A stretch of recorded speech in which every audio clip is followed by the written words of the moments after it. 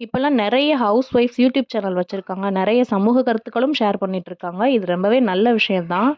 ஆனா, மைக்கு கிடைச்சா என்ன வேணாலும் பேசுவியா நீ? அப்படிங்கிற கதையா நெறைய யூடியூப் சேனல்ல மேல் டாமினேஷன் அதாவது ஆணாதிக்கத்த பத்தி மோசமா கன்டென்ட் கிரியேட் பண்ணி போடுறது, பேசுறது இந்த மாரி அதிகமா இப்பல்லாம் பார்க்க முடியுது. அதுலயும் ரீசென்ட்டா நான் பார்த்த ஒரு வீடியோ என்னைய ரொம்ப அஃபெக்ட் பண்ணிருச்சு.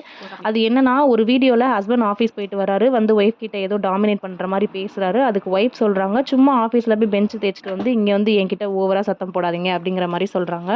அது எப்படி ஆண்கள் ஆஃபீஸ்ல போய் பெஞ்ச் தேய்ச்சுட்டு வர்றாங்கன்னு சொல்ல முடியும்? வேலைக்கு போய் பார்த்தா தான் அதோடைய கஷ்ட நஷ்டம் தெரியும். இங்க நான் ஆண்களுக்கு சப்போர்ட் பண்ணி பேசல. பொதுவாவே ஆண்கள் ஆஃபீஸ்ல போய் பார்க்குற வேலையா இருக்கட்டும், பெண்கள் ஃபுல் டே வீட்ல பார்க்குற வேலையா இருக்கட்டும், ஒண்ணுக்கு குறைஞ்சது இல்ல. வீட்டு வேலை கூட நம்ம இஷ்டத்துக்கு பார்த்துக்கலாம். ஆனா ஆஃபீஸ்ல அப்படி கிடையாது.